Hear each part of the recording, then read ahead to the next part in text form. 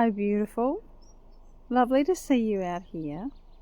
Oneness Evolving, standing on my front lawn, trying to stay warm. I mean, I know the sun's out, but it's still quite cold. So anyway, I'm out here and I'm going to show you the garden because this is a Facebook Live and it's got to get onto Facebook and be shared around the world on the various groups. And so I like to be out here and show you what's growing. That is the neighbour's house, and the purple bindweed. Not bindweed, the purple, can't remember what its name is. Right now I'm not interested. This is the muscari. These are a kind of hyacinth, but I guess they're called muscari after the musk grape. And they are a little bit grape shaped. And look, they're just all starting to come out. They look like little Christmas trees actually, but blue obviously.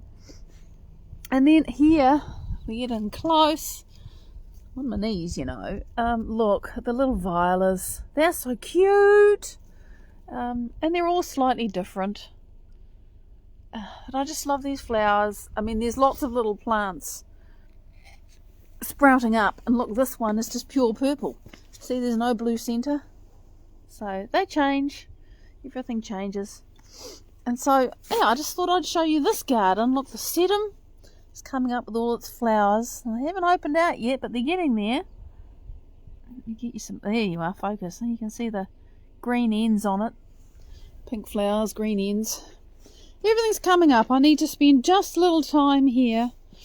This lovely calendula that's given us flowers all winter long has to come out, but there's new ones. It made babies. So it's time for the fresh ones now, and I mean, I could leave this one in, see it's sprouting at the bottom, but I don't want too many of them. And look, we've got tulips coming up. So this is the time when this garden sort of explodes into all kinds of things. We have the first freesias, white ones and golden ones, and really white ones over there, and more golden ones here. And you can see there's a lot of them. I've got things stuck on the bottom of my foot now. Oh look, here's a bee doing its job. It's just crawled in, catching pollen, and out it comes. Organises itself.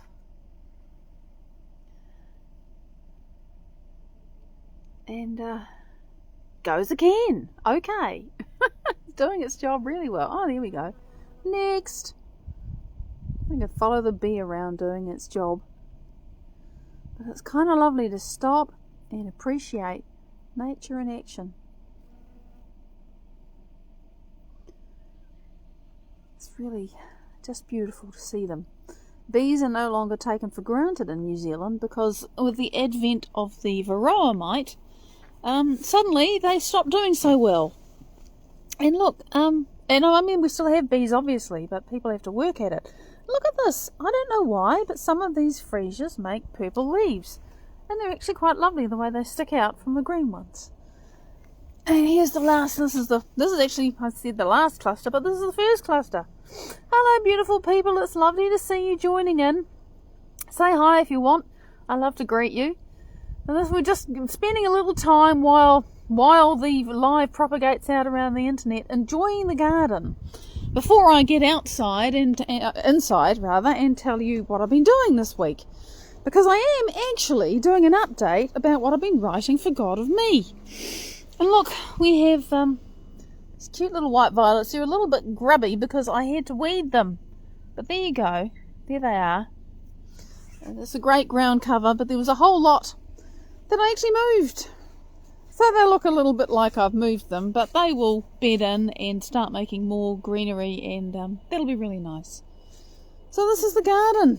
It's just, I'm not going to say it's spring, it's far too cold for that, but you can see that the bluebells have come up in profusion, and they're going to be huge. And look, the cineraria are starting. It's all starting to explode.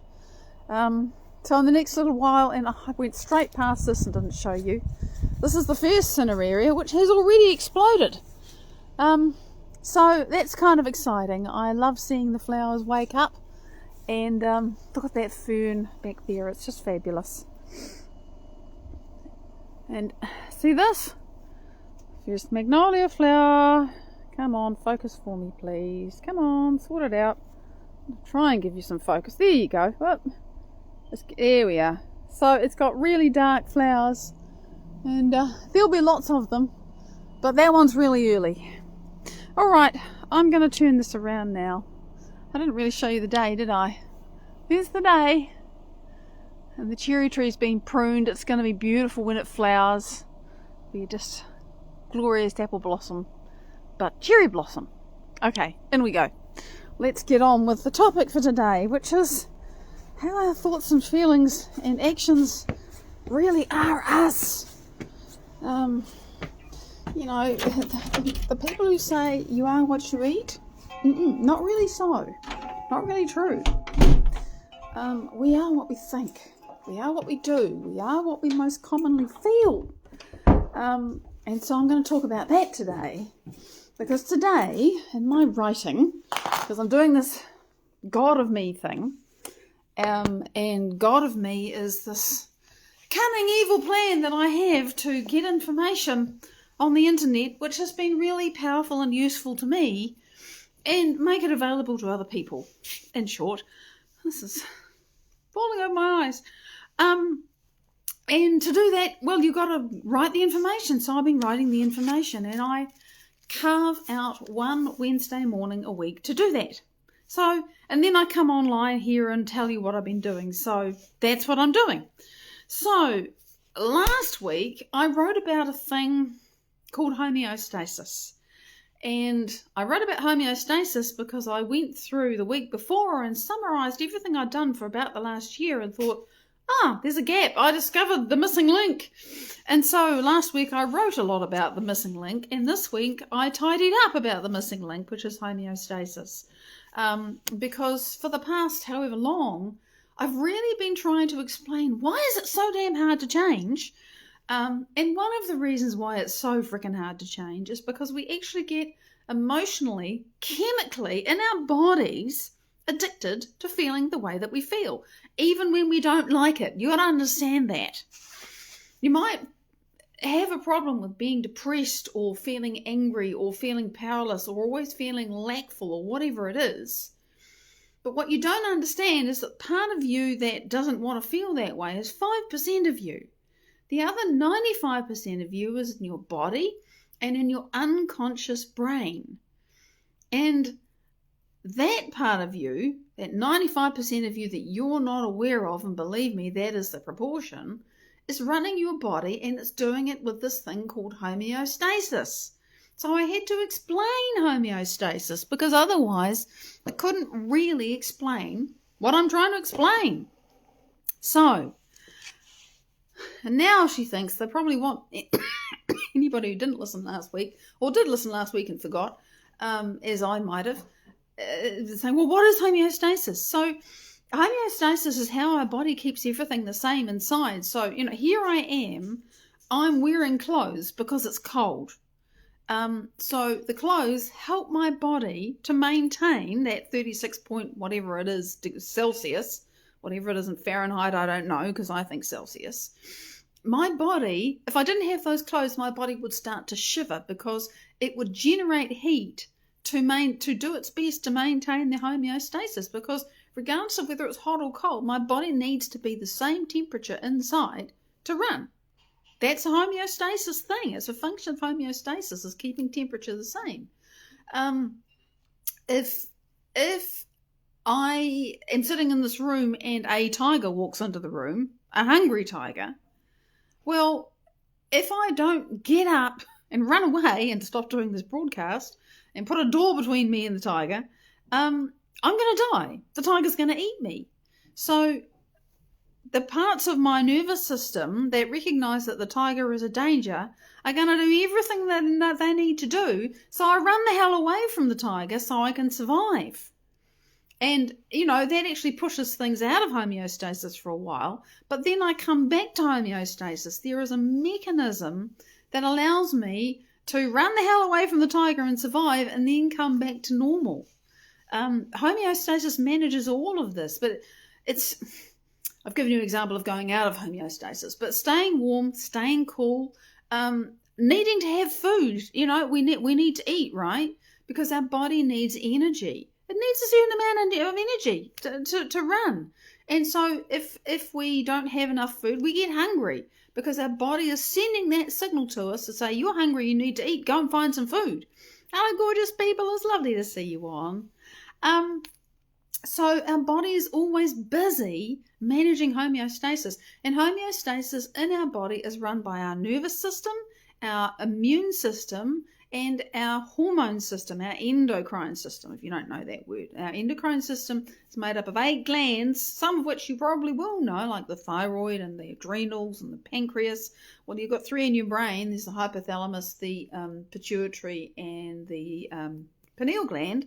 But yeah, and the ovaries and the testes for men and women, and so we have this endocrine system that makes hormones, and we have this nervous system that controls our entire body. And we have the immune system, which is either busy keeping us healthy and strong or fixing us up if we get sick or we get injured. So that's homeostasis. Those 3 systems work together in homeostasis.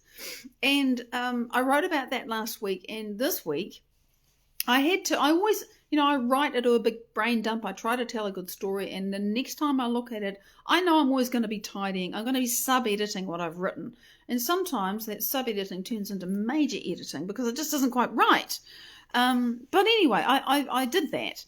And the thing that I really spent time on today, and there's only a little piece, because, of course, I don't want to go into massive amounts of detail in this explanation. I'm not a cell biologist. I'm not a neurologist. I'm not an endocrinologist. I'm a person that understands some things about how I function, and I want to be able to explain that to other people. Because how we think and how we feel and how we act really is who we are. But, I mean, that's fine and dandy, okay. But what do you mean? Well, you see, homeostasis, if we think a thought, we make a chemical in our brain which communicates with our endocrine system.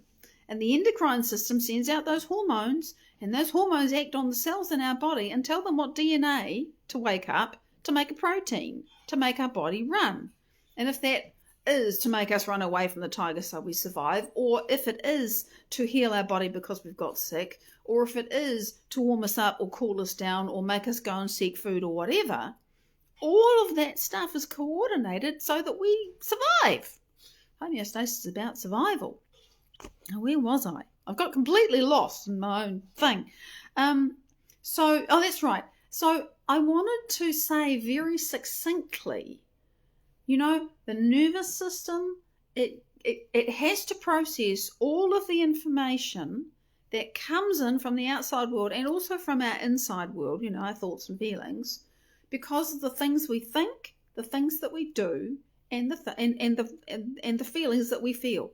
Our nervous system has to process all of that, and it does that, and as a result, it sends information to the rest of our body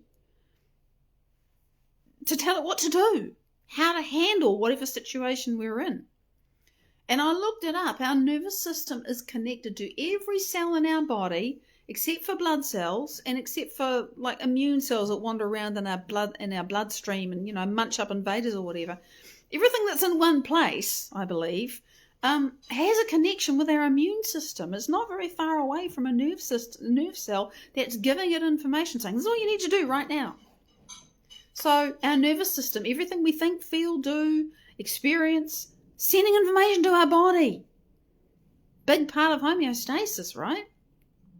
And everything we think makes a chemical in our brain, which thought, neurotransmitter, peptide, hormone. Hormones go to our cells, affect what our cells do. I mean, this is how your body is. Because we think, we feel, it happens. And then our immune system has 2 jobs to do. It's got to, if we're not sick, if there are no threats, if there's no injury, it's busy maintaining everything. It's busy keeping us strong and well, and it just runs the show. If we get injured or if we get sick, it can't keep doing all of that at the same time as it's healing us. It actually has to divert energy from here to here so that it can heal us, and when we're better, then it goes back to doing this. So it's got to balance everything. It's got to make a balance between growth and repair and fixing stuff. or fixing things and not needing to fix things. It's only got so much energy. So whatever the immune system is noticing and has to deal with, it sends information to the body and says, well, this is how to manage your energy. Now, if the immune system is busy saying, we've got problems here, well, then there's no energy. We don't have energy available to keep our body strong and healthy. The immune system's busy fighting an invasion. So those are the three components of our homeostasis. And the point being that it all starts if we are by nature a happy person, the thoughts we think will make happy chemicals, and we will actually have a happy homeostatic chemical balance. Our chemical balance and our homeostasis will be driven by those happy thoughts and the happy things we do and the happy feelings that we have. And if you are constantly thinking sad thoughts and doing sad things and having sad feelings, you're going to have a completely different homeostasis. Happy body, sad body. If you are always angry or frustrated or victimized, God, hello, or lackful, whatever it is you most often think and feel and do, it's your homeostasis. Because there's a direct connection for all of those systems that respond to where you go and the places and the people that you interact with and the things that you do. Most often every day, it changes. The chemistry, the response of your body. It's more than chemistry, but I find it easiest to talk about the chemistry because I understand that a little bit better. And I understand that the immune system, if you are dealing with some physical situation, then your immune system has to divert energy there, which means that it's not available for other things. I mean, surprise, surprise, when you're feeling sick, you don't have a lot of energy. That's why. Because your body's saying, I've got to heal this first. So, this homeostasis, if somebody, if you get run over by a truck, admittedly, you might say, well, I didn't create that. In that moment, I'm sure you didn't. My experience of my own life is that even the things that appear to me to come out of nowhere like that, I actually created those too, but I may not understand how. That's a whole nother story. I'm going to be writing about that later. The point is now that in terms of my body, how I most often think and behave and feel is absolutely who I am, and it's what my body is. There's a direct correlation. And that is one of the reasons why, is the main reason why, it's so hard to feel better when you felt bad for a long time. Because your body has actually changed how its cells function to be really used to feeling that way. And when you want to go and feel something different, with that 5% of you that thinks it's in charge but really isn't, because 95% of you is this unconscious homeostasis that just keeps going and wants everything to stay the same. Just like the body temperature needs to stay the same, the chemical balance of feeling miserable all the time, that's the homeostasis. So your body wants that to stay the same. And that's why when you decide you want to feel different, you want to feel better, it feels bad. Because your body's saying, oh, no, this is dangerous. This is a change from what we know to do to stay alive. It's really quite challenging. That's why change is hard. Because of homeostasis, and homeostasis is great, but if you have a homeostasis of feeling victimized and you decide one day that you don't want to feel victimized anymore, that's why it's challenging to change. Because your whole body, the structure of your body, I mean, if you ever watch people who are victimized, they sort of, they may be closed in on themselves for very good, and I'm not saying that you don't feel victimized for a really good reason. Shit happens. The point is that if it becomes just what our bodies are used to, well, that becomes what our bodies are used to. And so it takes an enormous amount of effort and energy and choice and awareness and things I haven't started writing out about yet to change that, because you've got to recognize exactly how it is that you're doing, still being a victim 2 years later after something happened, and you look back and you think, I really should be moving past this now. this really shouldn't be affecting me the way it is, and yet it still is. What the hell is going on? Why can't I get this person or that thing or whatever it is out of my mind? Well, it's because it's become a habit. It's just what my body is used to doing and thinking and feeling, and it's depending upon me to think the same thoughts and do the same things and feel the same way so that it can maintain its homeostasis. That's why it's uncomfortable to change. Because we actually have to change ourselves. We don't just have to change our mind and the wiring and what's going on in our brain so we make different neurotransmitters and ultimately feel different emotions. We have to change our body. And we can't, most of us, it's not true that we can't. Most of us, we are not taught that you actually can learn how to control your autonomic nervous system, which is the master that does all of this. Second brain in the center of the skull. Hi, Rhonda, lovely to see you. It controls all of this for us. And, I mean, it's mind-boggling. I think it's 37 billion, trillion, or billion, million chemical reactions in every second. That are, I mean, it's lots of zeros. I don't know how many zeros. I should actually say that. Should actually find that out. 9 or 12 was a big number every single second. We can't organise that. Our autonomic nervous system is doing that. And our autonomic nervous system organises homeostasis for us. Does this really powerful thing. And, our autonomic nervous system in our brain, that's the nervous system, right? It's a part of the nervous system. That's the part that works with our immune system and our hormone, our endocrine system, to run homeostasis in our body. And we think we can't control that. We can actually, we can learn. But even before we learn, if you understand that the thought you think, which makes the neurotransmitter, which makes the peptide, which makes the hormone that tells your cell how to be and what to do and whether to be sick or healthy or not, is actually under your control, then you have to actually say, okay, I must have some ability to change this. If I have developed a victimized, angry, whatever homeostasis, if this is just how my life is, just how your life is a homeostasis, right? It all just stays the same.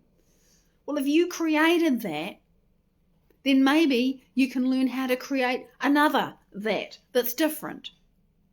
And I can speak about this from experience because I have been working to change my own internal personal homeostasis using the tools and techniques that I've learned from Dr. Joe Dispenza, from which all of this is inspired. But I'm definitely doing this myself, my way, because I want to communicate it to different audience and different people in a different way. I've been working to change my own emotional homeostasis for more than 5 years. And I've been a really slow learner in some ways. But, and I'm smart. Intellectually, I've understood all of this really well. But chemically, oh my God. The chemical homeostasis that was normal for me was so damn lackful and powerless and frustrated. And it's taken me years of recognizing, oh geez, I can't keep thinking that thought anymore. That thought is hurting me. Oh man, look at how I responded to that person or that thing. I can't keep doing that. That's hurting me. Even if the response is justified, I need to have the response, decide what I'm going to do or not or whatever, but then I got to stop feeling those feelings, because if I keep on feeling those feelings, I'm just going to stay there.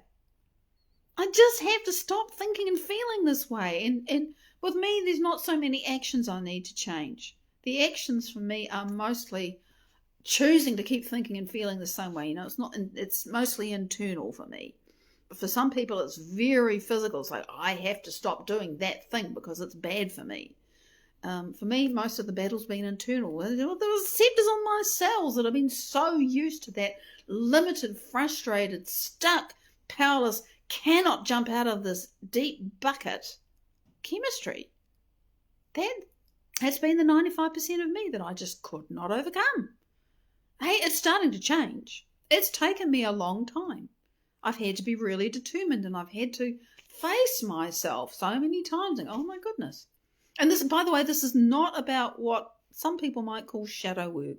This isn't about going into all of the deepest crap that I can find and going, oh, why is it like that? And where did that come from? And how can I understand it better? It's not about that.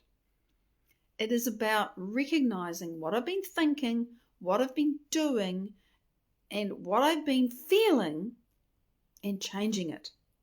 And that means changing my chemical, emotional, biological, neurological, hormonal, epigenetic homeostasis. And that's challenging, let me tell you. However, the rewards are really, really worth the effort.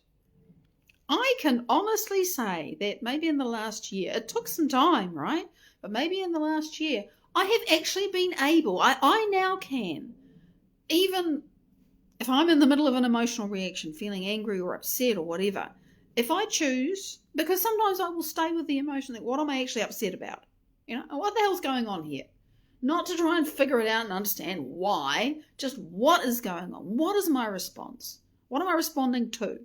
Because then I can change that.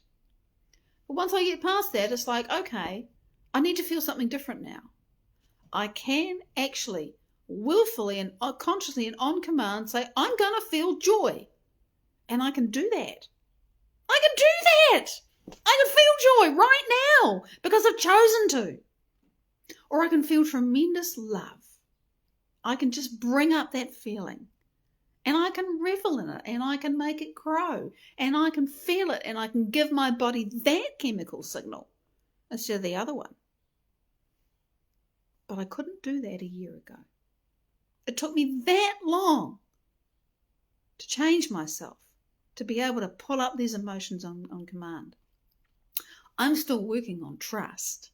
I'm still working on really surrendering to trusting that which I can't see when there are unknowns around me and my brain says, oh no, you need to control that. You need to understand that. You need to know that this is going to lead to this, is going to lead to this. And I want to be able to predict it all.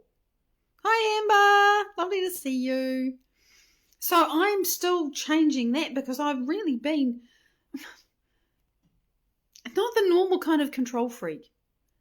But I think it's the kind of control that people try to exert when they feel fear, when they feel anxiety, which has been just, not very obvious. But man, it's been there. I've had such deep levels of fear, and it's been a homeostasis. So I've had to change that. And that's hard. But I'm doing it. Because that's what it takes to change, and I don't want to stay who I've been.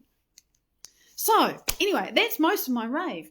So the point being that homeostasis was this gap that I found in the writing between our receptors on our cells can change, because if we keep thinking and feeling and sending the same chemistry to the receptors on our cells, they are going to get tired and they will change. They'll wear out. And there's we talked about that months ago, but there was this gap between that and the next piece, which I can't right now remember because I've gotten myself distracted. But I found this gap. I needed to make the link between how do our cell receptors change, and why does that matter? Because how does that contribute to emotional addiction? That's what it was. Because I was trying to explain emotional addiction.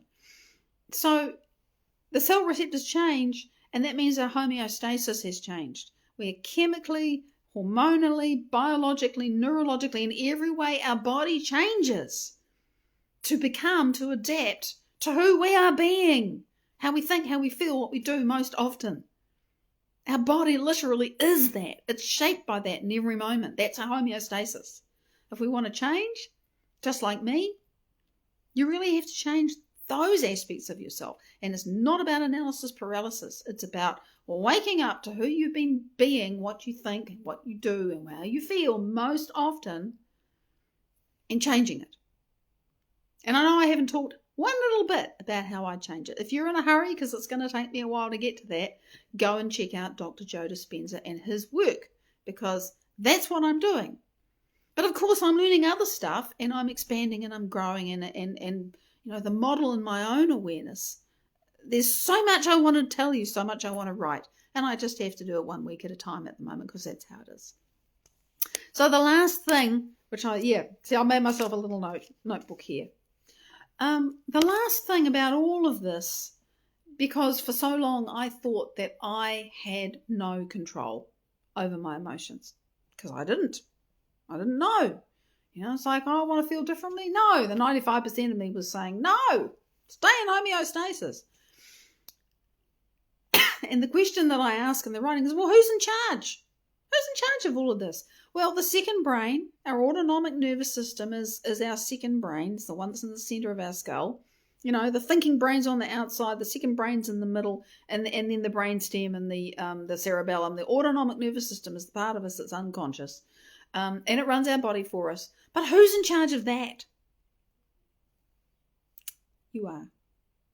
I am. How we think, what we do, and how we feel. Every day, every moment, runs our autonomic nervous system. It's not the odd thought, oh, that bastard, I'd like to rip his head off. But when you think and feel and think and feel and act and feel and think and act and feel and think the same thing over and over, what you most commonly are is your homeostasis, and your body memorizes it. And to change it, it's going to feel uncomfortable, because your body wants everything to stay the same. Even if it's horrid, at least it's known. It feels safe with what it knows. So there you are. That's my homeostasis rave. Next week, I have no idea what I'm going to be writing about, because the whole thing, it's like I've explained more or less to my satisfaction emotional addiction, and now what? But believe me, there's plenty more. So I'm excited to get onto a new topic and give a whole big piece. It's like, this is, big chunk. Explain emotional addiction. Now what? I'll tell you next week when I figure it out. Until then, thank you so much for sharing and joining and listening in. I really appreciate your presence. Big love. Check me out on Patreon. There are goodies there. It's an evolving journey. I would love to share it with you. Until next week, bye-bye.